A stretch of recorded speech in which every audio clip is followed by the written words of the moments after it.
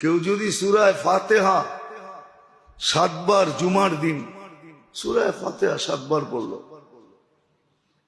কুল হুয়াল্লাহ 7 বার, ফালাক 7 বার, নাস 7 বার, তো তার পিছনের গুনাহ মাফ। একটা কিতাবই আছে মুকাফফিরাতুদ দুনুব, মুকাফফিরাতুদ দুনুব, পিছনের গুনাহ কি কামলে মাফ হয়। একটা কিতাবই আছে যে কোন কোন কাজে পিছনের গুনাহ মাফ হয়ে যায়। কিছু কঠিনও আছে, আবার কিছু একবারে সহজও আছে।